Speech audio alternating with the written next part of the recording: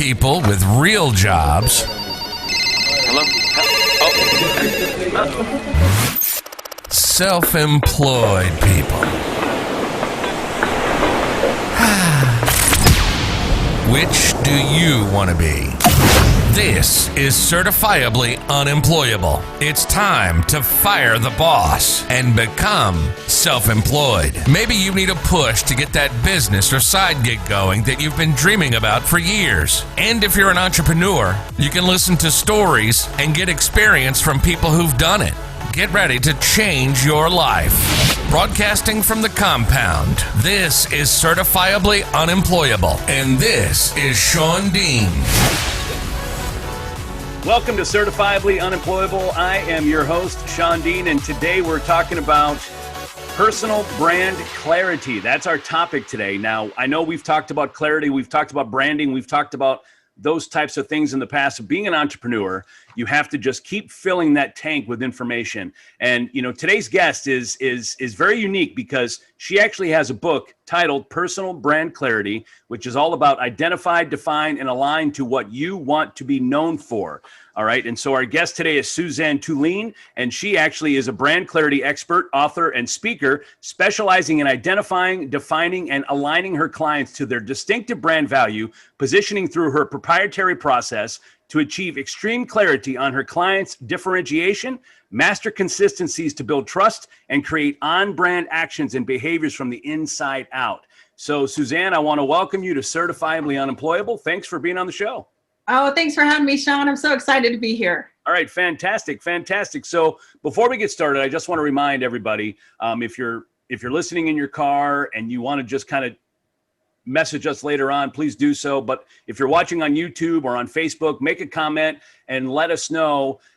You're probably watching this obviously pre-recorded, but that information will get to our guest, and we'll make sure that you get connected with her at the end of the show, and so you know how to reach out to her, because I know that she's going to bring us some information today that's going to resonate. So, Suzanne, tell us about yourself. Where are you currently located, and just give us a little background. I'm in Colorado Springs, beautiful Colorado Springs. Okay. Yes. Nice. Yeah, it's awesome over here. If you haven't been, come on out. It's beautiful, right at the base of Pikes Peak.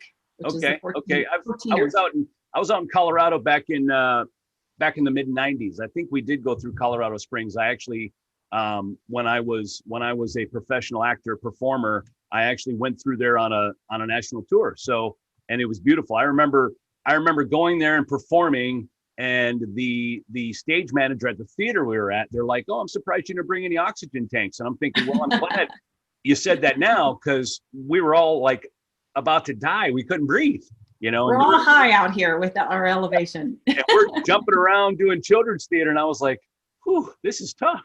So yeah. So tell us. We're actually higher than Denver, actually. Really? Mm-hmm. Wow. Yep. Wow. Now that's high. So fantastic, but it's beautiful out there. It really is. It really is. So It tell is. us a little bit about yourself. What got you into doing what you're doing? What's your background? Have you always been self-employed? So tell us about that. No, I haven't always been self-employed, but I have been self-employed for going on 17, 18 years now. Okay. So it's been a while, and I feel like I'm a veteran now. That's good. That's good. I left corporate America because I had what I call a brand stand, a personal brand stand. I had a different view of the world, a different philosophy, a different way of what I thought could be delivered to the client. And I left corporate America. I was a creative director for a large company who grew through acquisition. They bought 13 companies. And so my job was to help inculcate all those other companies into one brand, so to speak. It was a bit chaotic. Over 2 years, it was just total chaos and crazy. But I really realized that the core of that process had to be getting everybody on the same page in terms of what the brand stood for, the organization itself, and what it is promising to deliver. And so we had to get crystal clear on that, which we hadn't done, or it hadn't been communicated to the employees. So I got wind of that, and I got a lot of experience around what that felt like to bring in all these different cultures of these other organizations they purchased to grow that, through acquisition. I left and started my own company called ID by Design.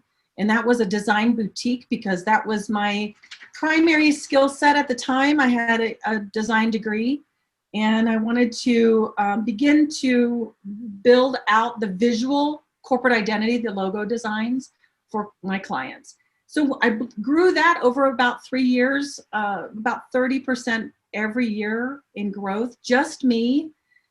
And I had a major BFO, which I call the blinding flash of the obvious.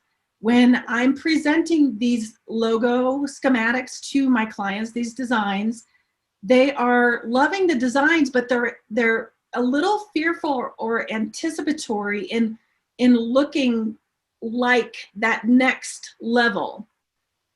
And I was realizing their hesitancy that this was a big shift for them to move into this next look and feel because it was more sophisticated, it was more contemporary, it felt like it promised more than what they actually were delivering. So in conversation with them, I realized that I was doing them a disservice by designing something that was outside or beyond what they felt they could continue to deliver on, or they didn't know how to deliver in that, like, wow, now I look professional, right? I look so sophisticated that we're going to have to deliver on this promise. So that's when I really felt that the clients I was serving in the design arena really didn't have the knowledge of building that internal brand promise in that construct so that they felt confident enough to deliver on the promise. So that's when I stopped designing. Okay. And actually, I didn't want to put lipstick on the pig anymore. Right. I wanted to help that company really get crystal clear on who they were as a brand and then be confident to deliver it every single day. Well, that makes a lot of sense because I know in the past when I've started a new company, or even if I felt that I needed to update some things as far as marketing, naturally, you look at your postcards, your business cards, your logo, your website, things of that nature. And me, I'm not the type of person that can explain what I really want. I want to rely on a professional to tell me what looks good. But if you think about it, when you get a logo designed and all that, and you haven't changed anything else, I mean, it's very one-dimensional, right?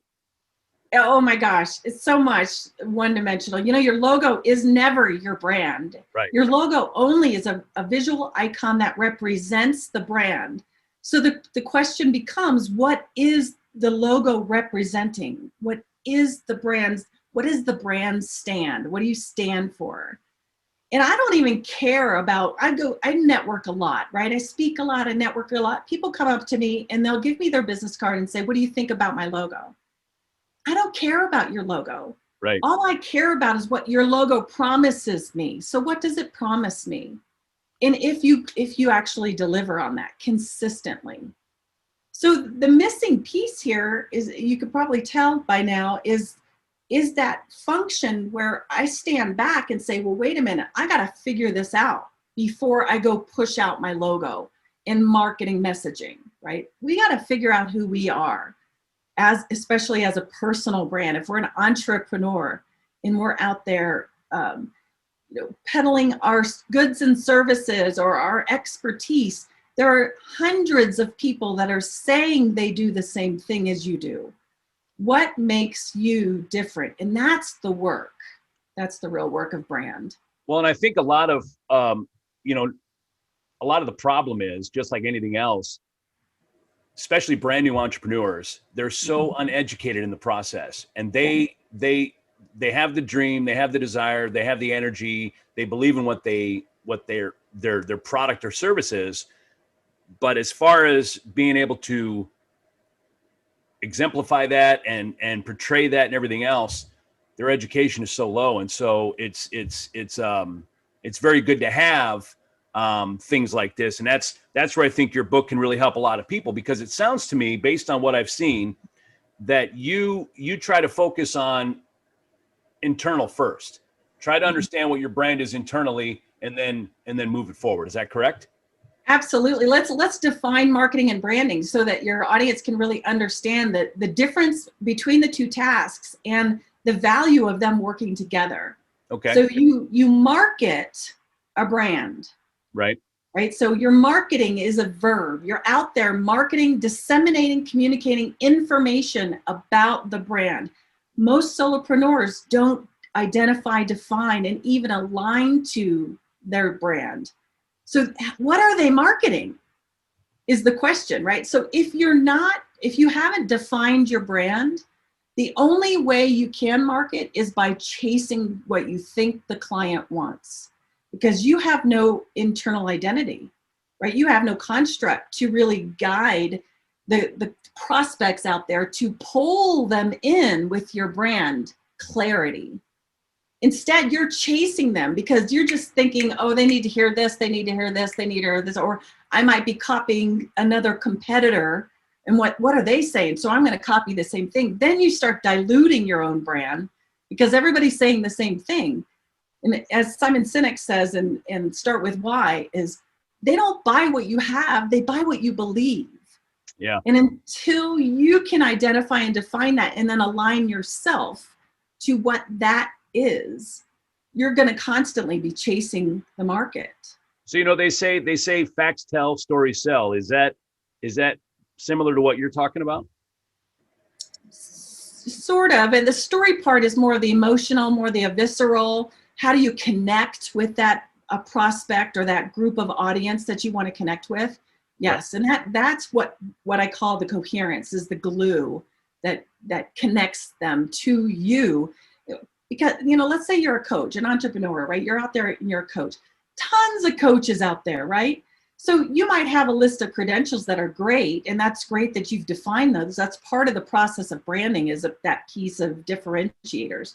But if I'm interviewing 5 people, I'm going to pick the one that I resonate with the most. Right. You all say you can do the same thing, right? I don't know as the prospect how to differentiate the type of coaching that you're doing, but I'm going to connect with you or not. Right. Well, Does that make sense? Yeah.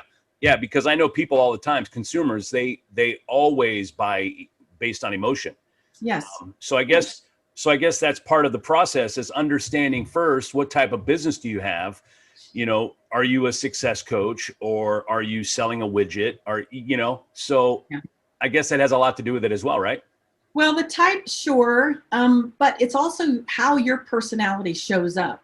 Like, what are your core values? If you haven't sat down and actually identified first and then defined them, like literally with a definition of how you show up in that value, and then your style attributes, which is your set of personality characteristics that showcase how you go about delivering what you deliver and how you do it. Okay. Right? So you could be like, with me, I like to play my way to success. I like to have fun. I like to make things fun. I'm highly experiential with my clients. And if you like that, if you're very kinesthetic and you like to get down and dirty and roll up your sleeves and really make things happen for yourself, I'm your coach, right? But if you're more by the book, or you're more, offstandish a little bit, or whatever that personality trait could be, then that's how you deliver. And you might attract a totally different type of client that way. But until you recognize your own style attributes, your core values, we have a brand standards of living. We have a set of differentiators that get fleshed out. We know your brand mantra, personal brand mantra. We know your brand why statement. Why are you in existence? Why do you show up? Your whole narrative is shaped by this work. And then that gives you content to market. It gives you a tone, a pace, a flavor, right? So people can find you. So somebody who's listening to this, they have no idea really what their identity is, other than what their product is, the name of the company. They might have a logo, but they really, truly don't know their identity. They could come to you and you could literally pull it out of them. The process pulls it out of them. And as a coach, like if they take the online course, that's self-directed. It's all there, but I'm guiding you all the way. You can choose to work with me privately, and then that's a little bit more accelerated because I'm there, just cracking the whip and challenging you to get clear on who you are. But it really shifts the way the entrepreneur begins to market themselves. It shifts the way they show up. It shifts their entire way of confidence in how they show up in their market. So I know we're talking a lot about personal branding. I mean, really, that's what this is boiling down to for the most part, because then that internally helps brand your business. But what if you've got a company, somebody who is nobody ever sees that person, nobody ever knows who Sean is? What if all I had was, certifiably unemployable? I never showed my face, I never said my name, I just talked to the guests. I mean, yeah, the layers would be a lot different, but there are companies out there like that. There's a lot of widgets. There's a lot of things that people buy online and they have no clue who they bought it from. So if that's somebody's goal, what do you suggest in that aspect? So how you show up one way is how you show up every way, in my opinion. And no matter if you're front facing or you're behind the scenes, the way you create the business construct in and of itself, how you set up the website, how you go about delivering, whether you're customer facing or attentive, you don't respond in 48 hours or more, because that's just who you are. You're already creating a brand. So let's define brand real quick, the personal brand. A personal brand is just a perception. So the good news and bad news is that the good news is everybody already has a brand. The bad news is everybody already has a brand. Right? Yeah. So Yeah, the so real if you want to question modify is, that, you've got some work to do. the question is are you in control of it? And you cannot possibly be in control of it until you identify and define it. Right. And then you can get conscious, strategic, and deliberate in creating actions and behaviors that deliver your personality traits. When any entrepreneur builds a business, they're building it they're either unconsciously branding themselves or consciously branding themselves. And it's so much easier to be conscious and go on, stay in your lane at a conscious level so that you can carve that out and be more consistent, because consistency builds trust. Okay. That makes sense. So even as far as branding, breaking it down. So let's say somebody reaches out to you on social media. It's that response, the reaction, what kind of energy is behind the even if it's an autoresponder, all of those things are very important. Am I right? That's all part of branding. Autoresponders just tell me that you've got systems and processes in place to manage what's happening in your business. I love that, right? I'm a systems process person. If you're taking care of me, whether it's personal or through that, as long as I'm taken care of, I'm great. Right. But yeah. that's a perception I am building based on the actions and behaviors of that business. Okay. Yes. So looking at some of the notes from your book, again, the name of the book is I got it right here. It's Personal Brand Clarity. All right. Yes. That's who we're talking to. We're talking to Suzanne Tulien. And of course, if you have any comments, any notes you want to, just jot them down, whether you're on Facebook watching this video or you're on YouTube at Certifiably Unemployable, leave us some notes, because we want to get you connected. We want to answer your questions. But Suzanne, you mentioned something about, specifically in your notes, about the solopreneur, right? About being able to establish their brand. What about the serial entrepreneur? I mean, what would be the approach there? Because they might have a lot of diversity in the type of businesses they do, but you've got the same owner, you've got the same integrity, and so on and so forth. Or not. Right. Or not, right. Mm-hmm. How does one go about that? And I'm glad that you brought that up about or not with integrity, because there's way too much of that lacking. Just because you have a brand doesn't mean it's good. Right. Brands are good, bad, and indifferent, right? It's a brand. And a brand, again, is a set of perceptions that I'm getting from someone on a regular basis that causes me to think a certain way about that person because of their actions and behaviors, right? Right. So the serial entrepreneur, so they can make a name for themselves through their, another great term to use is reputation, right? Oh, that's a company by Elon Musk. He started that company. I'm a fan of Elon. Richard Branson. Oh, he's starting another company. I'm loyal to him. I love his integrity. I love his fun way of being. I love the way he goes about building business. So it's going to have a tag or flavor of that entrepreneur that's a serial entrepreneur, because it cannot not be a piece of who they are, Mm-hmm. right?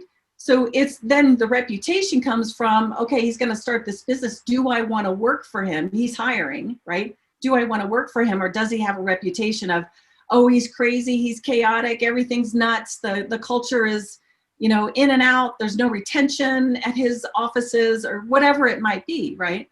It's how I know that person and the reputation they're creating based on their consistency, or even the lack of consistency is still a brand. Right. Right. Well, and you know, now you bring up like Elon Musk and you bring up Richard Branson. Naturally, you know, you've got Tesla, you got Virgin to back those names up. Now, let's say we've got a brand new entrepreneur. They're just getting things started, but their vision, they know down the road they want to have different types of businesses. That's all going to fall essentially under their branding. So what do they do to prepare for that? I mean, how do they know they're on the right track? Because, you know, we don't want to put the cart before the horse, but we want to do it correctly, right? Right. So when you look at personal brands, I have a whole workshop and program, and it might be my next book. It's called Personal Brand Leadership. Okay. And when you look at yourself as a leader, you have to get super clear on your own specific leadership style. And the more you know yourself, there's a quote I always use in my workshops. It says, the personal development is inextricably related to your level of success, right? So the more development you create for yourself in that personal realm, the more I know who I am, the more my level of success will inextricably be related to that and move up. So the work for that leader is to define who they are. So they have a tribe, they build followership, right?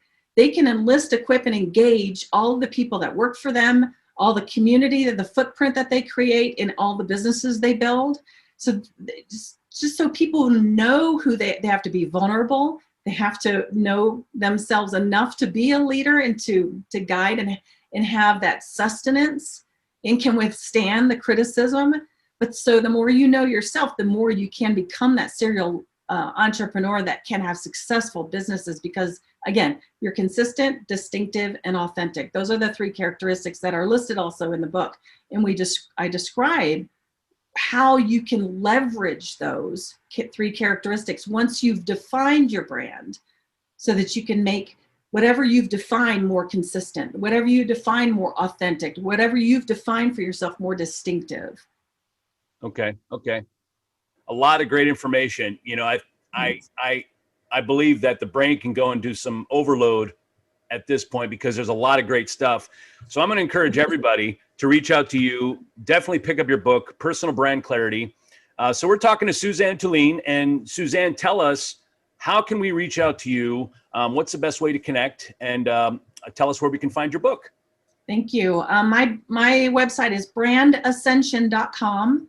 My online course, this is self-directed. It's perfect, priced right for the entrepreneur to get this missing piece, the secret sauce of their brand. And that's at personalbrandpresence.com. Okay. And my book is on Amazon, Personal Brand Clarity. Come visit me on Facebook, Instagram, LinkedIn. I'm here to help you guys. This is what I love to do. It's in my DNA. That's to right. Help these brands, find their DNA. Perfect. So I'm going to make sure that I have all the links to connect with you inside the show notes for this episode. And so, do you have anything you can offer the listeners if they reach out to you? Is there anything that you can offer them right off the bat? Absolutely. On my website, there's a brand Kickstarter toolkit that is free. Okay. They can sign up for that. They'll get some emails. They'll get some tools. There's brand assessment tools in there. There's articles in there, and a couple of fun multisensorial activities that will help them get more focused on their brand and maybe even inspire them to take the course or get the book and run through the process. Yeah, perfect. So if they go to Kickstarter Toolkit on your website, that will then introduce them to the course and all that stuff. So that pretty much should be the only place they need to go to start, right? They can start there for sure. And they'll get a list of tools that they can use right now. And they can certainly go get the book and take a look at the website for the landing page for the course. All right, fantastic. So we're going to have a link for the book. We're also going to have a link to connect with Suzanne. We'll have a link to her online course and to her toolkit as well. So again, if you want to reach out, I can also connect you as the listener to Suzanne. We can get you connected that way as well. So just let us know what's best. Thank you, Suzanne, so much for joining us on Certifiably Unemployable. Great information, and maybe we'll have you on in the future as well, okay? That'd be great, Sean. Thanks for the great questions. Hey, no problem. Anytime. Don't forget to like, subscribe, and share this information. Don't forget, there's no other way to be than certifiably unemployable. Until next time. You've been listening to Certifiably Unemployable. Ready to fire the boss yet? You're on your way. Sean has been self-employed for over 20 years. So if that's something that you want to do, something you've been dreaming about for years, Sean has all the knowledge, good, bad, and indifferent. We hope you've gotten some useful and practical information from this show. And we'll be back soon. But in the meantime, hook up with us on Facebook and Instagram at Certifiably Unemployable. Find us on YouTube and at www.certifiablyunemployable.com. Till next time, this is Certifiably Unemployable, signing off.